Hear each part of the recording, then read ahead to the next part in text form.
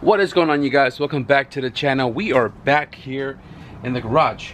So this morning my brother put in some work on his car, and he got the ball joints here all replaced.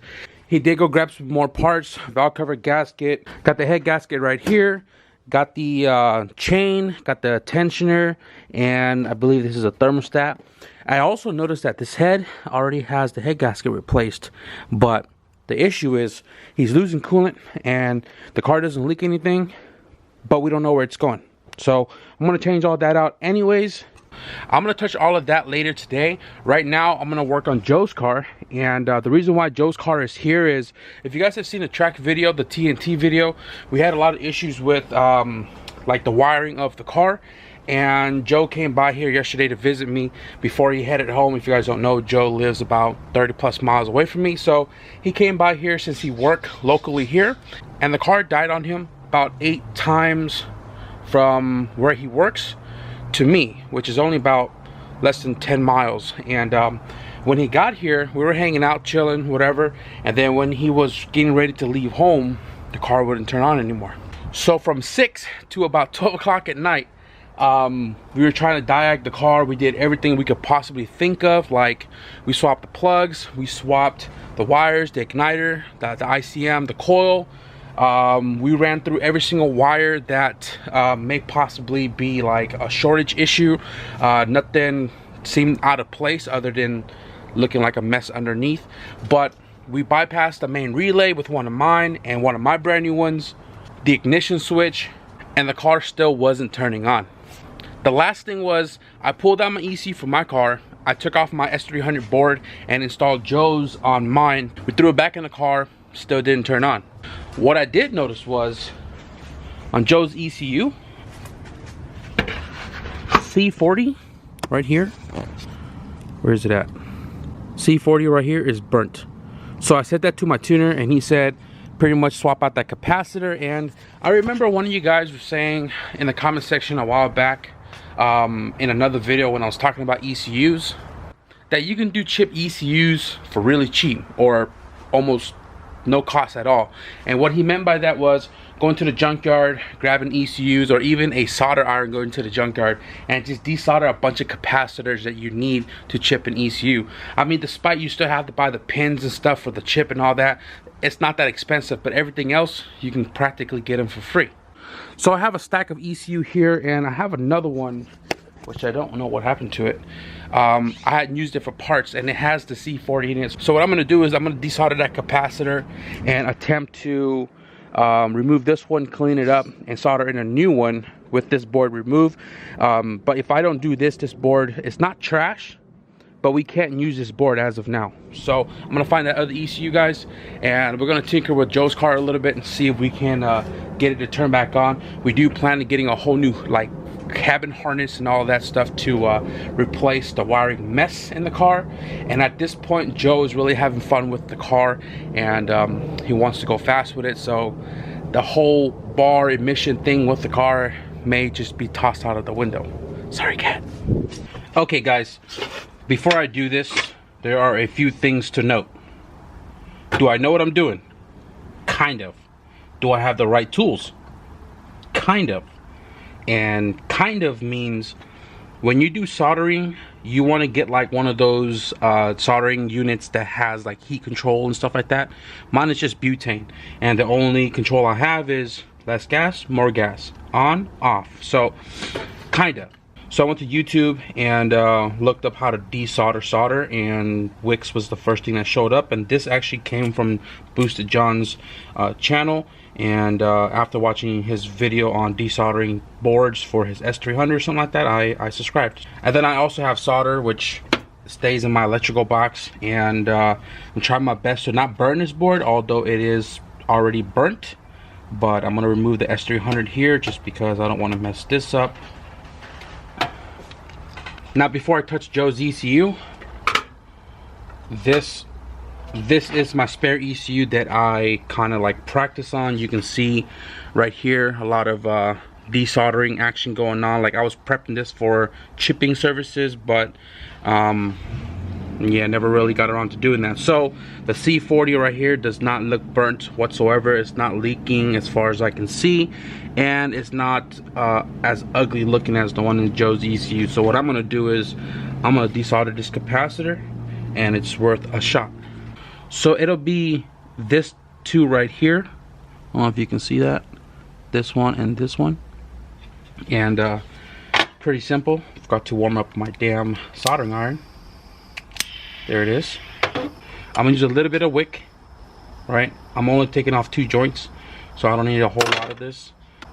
It does get hot pretty fast, so give it enough length that you don't burn your hand. And this pretty much absorbs all the solder when you you know, melt the solder on the board. Place the wicks over the solder.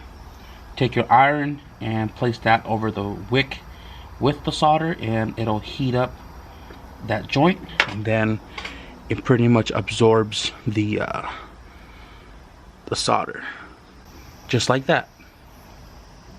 Right? That's the first one. I'm gonna go ahead and do the second one right here. Probably have to do it a couple of times to make sure all the solder came off, so you can disconnect the capacitor without breaking the tips off of it.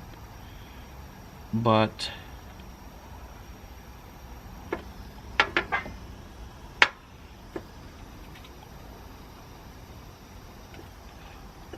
I'm gonna bend his legs over so that way it'd be easier to remove this capacitor.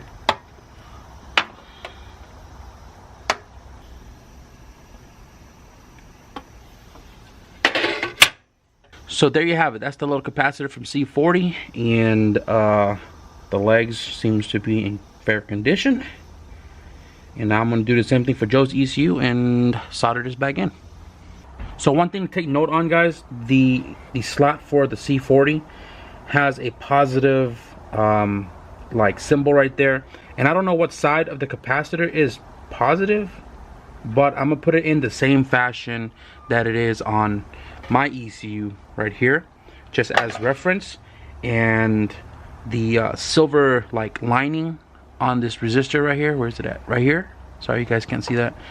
That silver line right there, it's gonna go facing towards these boards right here. So easy peasy lemon squeezy, like that. This is crucial. You don't want to put the solder on the board too long, because then you can burn it yourself. So let's see if I got the steady hands for this.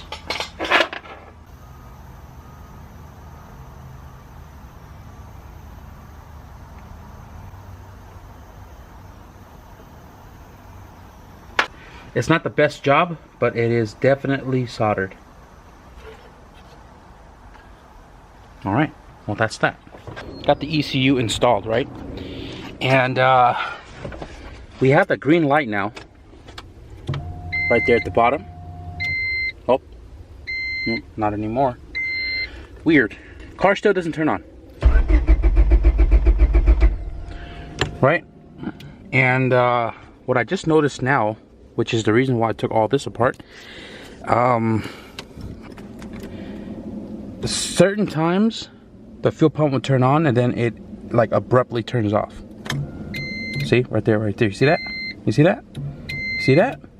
I was looking down here and I noticed that this guy right here, the wire itself is like a burnt color, and I also noticed that it's missing most of its solder. And if I touch the wire, you can see it moving around. Yeah, that's not normal. This guy right here, this weird pink looking thing that's supposed to be white. Okay guys, so I'm at a standstill right now. This is Joe's ECU, and a second ago I had this plugged up, his map in it, and I fixed the solder on that. I couldn't find my other ignition system, but the car turns on, main relay and everything primes like it should, right? But the car still doesn't turn on. So a second ago I turned the key in the on position, and the fuel pump came on, and then it went off abruptly again. And then it came on, then the fan came on, everything else came on, and then it had a random like spark, and there was a huge misfire under the car. So I took the ECU out because it started flashing red here. Got mine in there, got his map loaded in mine, got the cop board disconnected, and still doesn't start.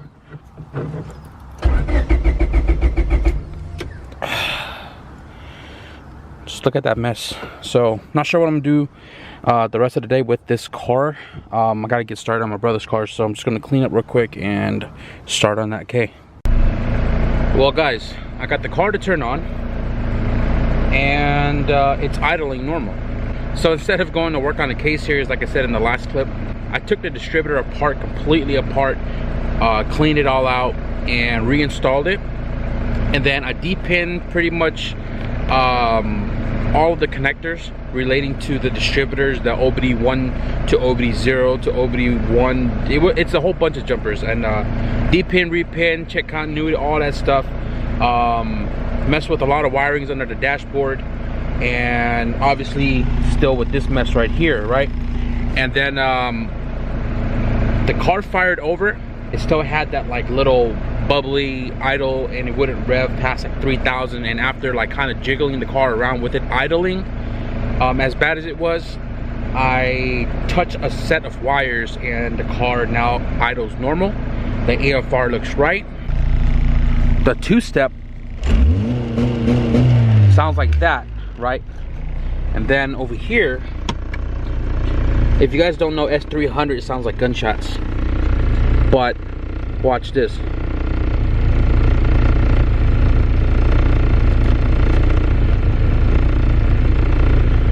Well, it's not doing it anymore because I unloomed the electrical tape that was here.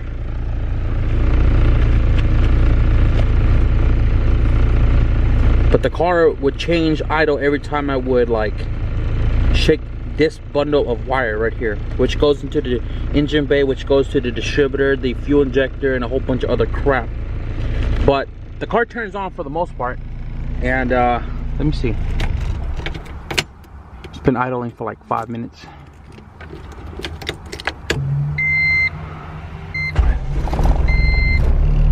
Car turns on.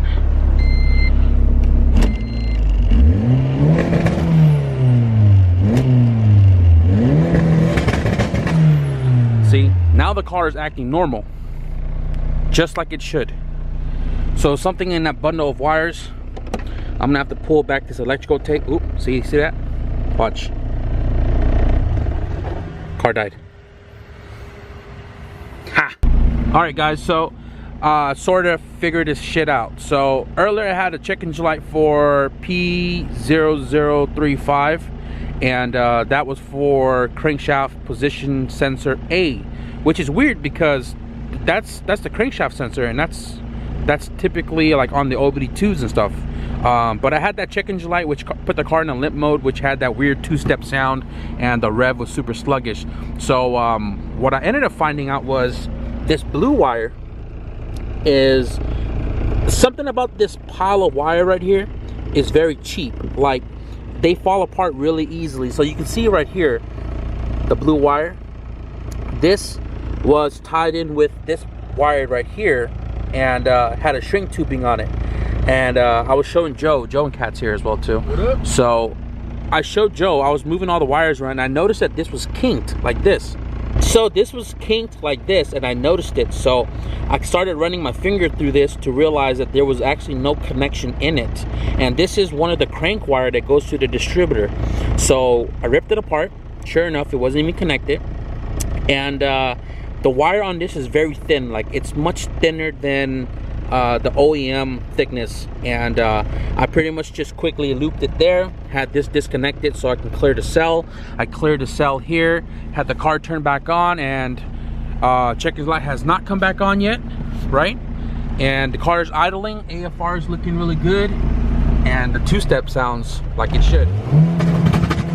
Oh, we fixed it, guys, I think, hopefully. Yes. But what I'm gonna do right now is I'm gonna solder this connection back. This one right here is the other crank wire.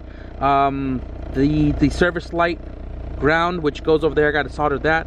And so far, with these two guys reconnected again, we haven't had any like shortage issues. So I'm gonna wrap this up, guys, and really start getting down on that K in the garage, because I need to get that in the car. My brother's going camping in the next couple of days, and he's waiting on me. Alright guys, so we are settled here in the garage, got the door closed, and A bunch of my friends went to Mexico. It's actually a memorial meet, but you know how it ends up. And I wanted to go to get you guys some Mexico videos, and I've been trying. If you guys seen the last videos, I attempted to go out, and it was just so boot that I came back. So instead of going out tonight, because we still have the weekend, I got to take care of my brother's motor. So what I'm actually going to do right now is I'm going to take the timing chain, and I'm going to try to time this motor to ensure that I can time it, because right now, I did this yesterday, this is lined up, these are lined up, and the tensioner is fully popped out, but we're a tooth off over here, and no matter which way I did it, it was always a tooth off. So my brother got some new parts this morning, and I'm going to change these out just to see if I can get it timed. And if I do get it timed, then I'm going to take off the cylinder head, because the head needs to go to the machine shop to get resurfaced. And you know, we're going to be doing the head gasket as well, so I got to take off the exhaust manifold, the intake manifold, anything else that's attached to the head after the timing job. Get this ready for tomorrow. But I'm not going to show you guys small progress of it. I'm going to slap you guys on a time lapse. I spent most of my day working on Joe's car. I should have done this first, but at the end of the day, Joe's car is running cherry again. I buttoned up everything at the ECU section. Everything has been like organized under the passenger footwell, so that way we don't like go tugging on wires or anything like that. But I've tugged it and everything before I loomed it up to make sure that the car wasn't cutting out, so we're good there. It's all locked up. It's ready for Joe to pick it up tomorrow. But that's going to be the end of this video. So if you guys enjoyed today's progress on Joe's car, he wants to go 12, and now we don't have to deal with the cutout at the line after the burnout. So 12s hopefully should be coming soon. Be sure to give this video a thumbs up if you guys enjoyed it, and if you guys want to stick around for the track videos to come, because I am still trying to go to TNT. Be sure to hit the subscribe button. But with that being said, thank you guys for watching, and I'll see you guys in the next video. Peace.